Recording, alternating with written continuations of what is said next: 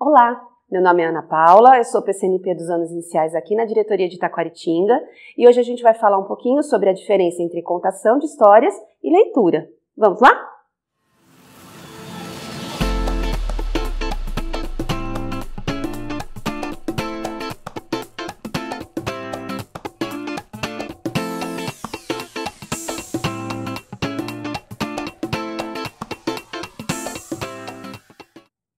Não há quem resista a uma boa história. Nas páginas dos livros, dos jornais, das revistas, na tela de um computador, ou transmitida presencialmente ou por um rádio. Seja lá onde for como aparecem, elas encantam, elas amedrontam, elas fazem rir, chorar. Isso acontece com adultos e crianças. Ler e contar histórias, porém, não é a mesma coisa. Embora possa parecer à primeira vista, principalmente se as atenções estiverem voltadas só para o enredo. As práticas têm particularidades diferentes no que diz respeito aos seus objetivos e à postura de quem se apresenta. Por isso, cada uma delas pede comportamentos diferentes, tanto como os educadores, quando estão lendo para adultos, quanto para crianças. E todos os educadores têm que ter ciência dessa necessidade. A fim de esclarecer as principais diferenças entre ler e contar histórias, hoje nós vamos conversar com a Francine André. Ela possui pedagogia pela Faculdade de Filosofia, Ciências e Letras, a FAIB.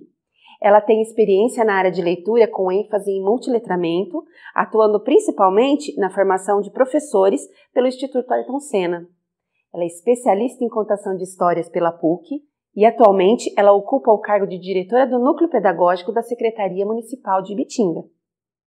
Sabendo que na leitura a história é apresentada preservando as palavras do autor, qual a principal diferença entre a leitura e a contação de histórias? E que gêneros são mais apropriados para realizarmos a contação de histórias? Olá, Ana Paula e todos. Obrigada pelo convite para dialogar sobre esse tema tão importante que é a contação de histórias e a leitura. Então, antes de mais nada, é importante a gente dizer aqui que ler não é melhor que contar e que contar não é melhor que ler, né? Os estudos associados às reflexões e às observações da nossa prática enquanto contadores de histórias, eles nos mostram que são ações distintas. Porém, as duas estão a serviço, elas estão a favor da promoção e do estímulo da leitura e também na questão de formação de leitores competentes, né? A voz do narrador, ou seja, do contador de histórias, ele tem esse poder de encantar e seduzir os ouvintes. Então, não existe um script fechado para se contar uma história. E aí esse é o diferencial. Porque diferente do ato de ler, contar histórias não exige essa preocupação de ser fiel ao texto escrito, né? Pelo contrário, na contação de histórias, o improviso ele é fundamental, né? Ele causa surpresas agradáveis para as crianças, né? O contador de histórias ele pode fazer desse momento um encontro interativo, onde ele vai poder promover a participação ativa das crianças e elas vão acabar sendo estimuladas a ter uma liberdade vocal, facial, corporal. E aí vem a diferença do ato de contar, né, e ler, que o ato de ler, ele sim, ele tem essa preocupação em ser fiel ao texto escrito pelo autor. Então, o leitor, ele tem essa preocupação, né, porque ele até respeita as normas da língua escrita, né? E ao lermos a história, para os alunos, ou seja, a prática de leitura em voz alta, nós estamos promovendo um encontro de modelo de leitor. E respondendo à sua segunda questão com relação ao gênero que deve ser lido a cada criança, na verdade é a faixa etária que vai determinar que tipo de história que será oferecida a ela. Então, a pesquisa do repertório ele é de extrema importância para o contador de histórias. E nesse momento nós temos à nossa disposição contos de fada, contos de mistério, contos de assombração, as fábulas.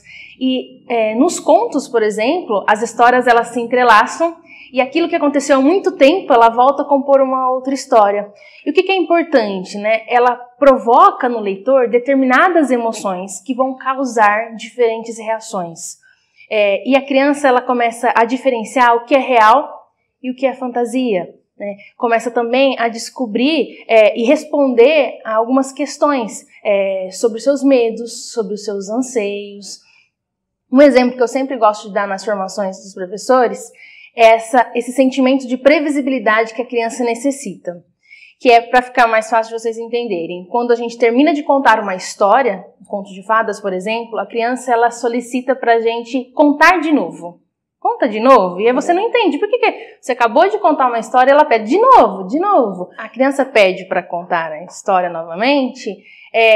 Na verdade, ela precisa saber que quando sentir essa necessidade, que ao contar de novo, vai acontecer da mesma forma, né? Os episódios vão estar garantidos, o começo, meio e fim. Legal, muito legal, né? Então vamos lá, vamos para outra. Quando lemos, queremos desenvolver o comportamento leitor nas pessoas, né? A gente está sempre em busca disso. Eles conhecem o portador, né? Os seus elementos, né?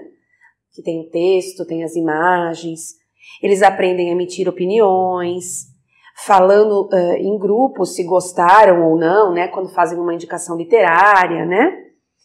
Qual o objetivo da contação de história no que diz respeito à linguagem utilizada? Bom, ampliar o repertório da cultura oral é um deles, né? Se a gente parar para pensar, a história é um instrumento que a humanidade desenvolveu como um veículo para passar informações através do tempo, né? Então, cada cultura ela tem um estoque de história.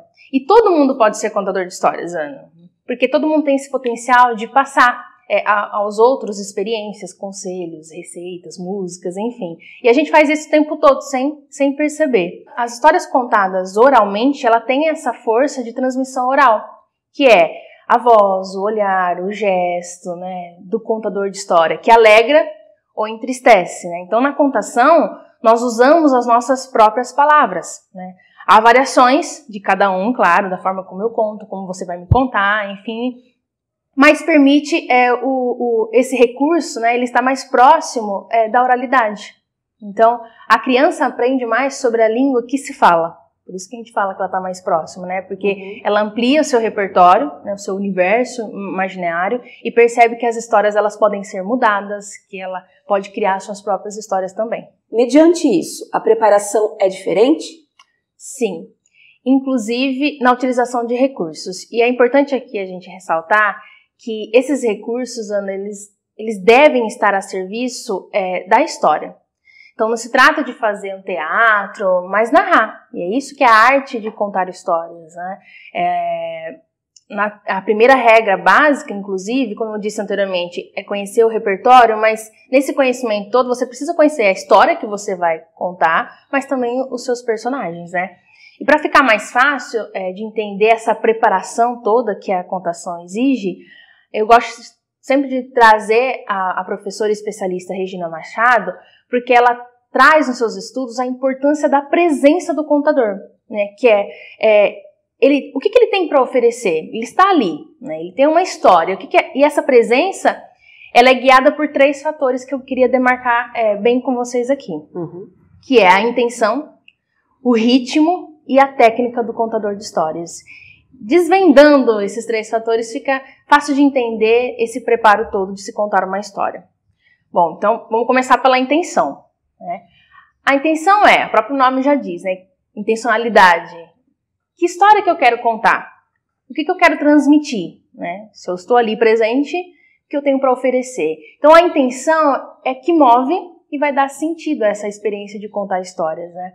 Um contador de histórias tipo showman, que é aquele que tem a intenção de chamar atenção para o ato dele, né, enquanto contador de histórias, ele atinge o seu objetivo, que é ele prende a atenção, né, porque ele utiliza tudo para cativar essa atenção. Mas aí que tá. Na verdade, a intenção maior sempre tem que ser a história, e não o narrador, não a pessoa do narrador. É a história que tem que ser importante no momento, tá? Agora, com relação ao ritmo nos remete à música, que também lembra a cadência, né, os movimentos que ela faz. O ritmo da narração ele é fundamental.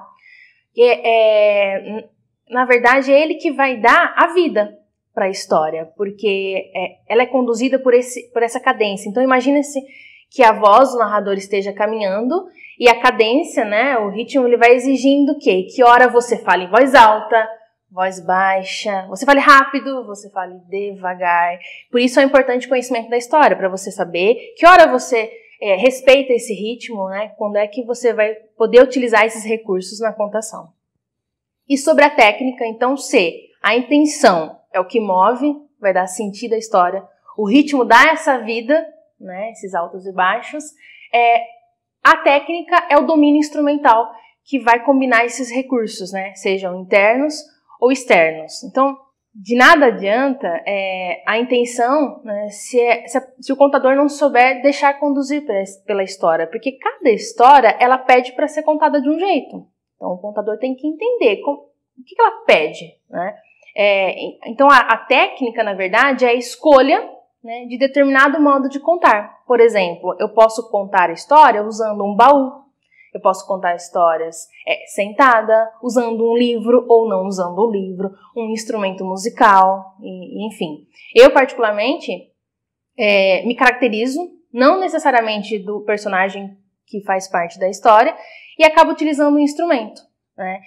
O que o contador de histórias tem que ter em mente é que ele tem que usar os recursos que mais lhe confortam, né? Então, essa é a premissa do contador de histórias. E ele entendendo esses 3 fatores que guiam a presença dele, ele conta uma boa história. Bom, quando a gente começa a leitura de um livro, a gente contextualiza, né? Então, a gente fala sobre o autor, sobre o título, o ilustrador e tal. O porquê da escolha. Na contação, como que a gente deve iniciar? Bom, essa é uma pergunta interessante, porque diferente desse ato de ler que tem essa contextualização, na contação eu não preciso disso. Aliás, quanto menos descritiva, né, ou explicativa ela for, é melhor. Então não é necessário com palavras eu dizer, agora silêncio que eu vou contar uma história. Não. Ou cometer, que eu digo assim, erro, mas às vezes o contador ou o professor não sabe, né?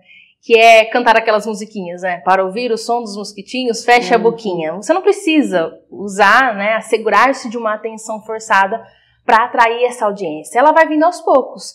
Lembra daquela presença do contador de histórias? Uhum. Então, eu estou ali, eu vim oferecer algo, e a história, a arte de contar histórias é isso. Eu vou cativando o meu público, né, vou oferecendo, e aos poucos eles vão sendo atraídos. E é claro que eu posso usar algum recurso. Como, por exemplo, vou contar uma história e quero atenção, que a atenção é super importante, mas eu posso começar uma história acendendo uma luz, né, tocando um sino. Então, você tem que usar esse recurso, né, confiar no potencial do recurso que você escolheu e confiar na história. Volto a dizer, como um presente.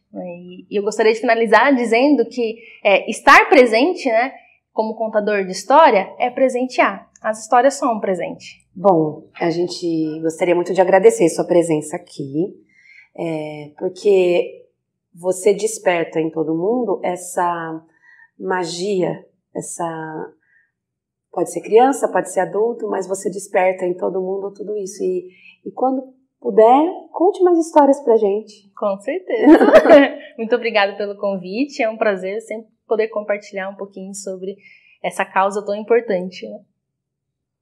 Diferente de contar, o ato de ler uma história exige toda a preocupação do leitor em ser fiel à leitura, seguindo as normas da língua escrita, completamente diferentes daquela das linguagens faladas, utilizadas na narrativa do contador de história.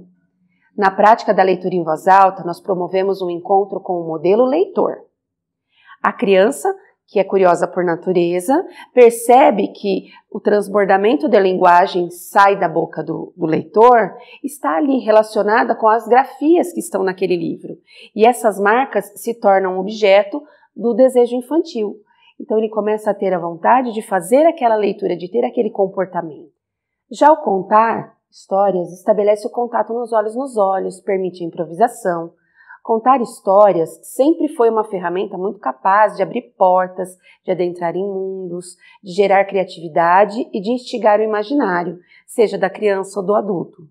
Muitos são os contadores de histórias, mas às vezes nem sempre são letrados, nem sempre são alfabetizados, mas eles às vezes têm repertórios que são contadores de história, contadores de causos, que encantam, mexem com a imaginação, mas com o corpo também, pois o espectador vibra com a história. Não há como falar que contar é melhor que ler e ler é melhor que contar. O professor precisa incorporar as duas práticas, tanto a leitura para desenvolver comportamento, procedimento, e a contação de história, que vai desenvolver a imaginação, repertório. Então, a gente não pode priorizar nenhuma das duas, mas a gente tem que ter claro os objetivos de cada um.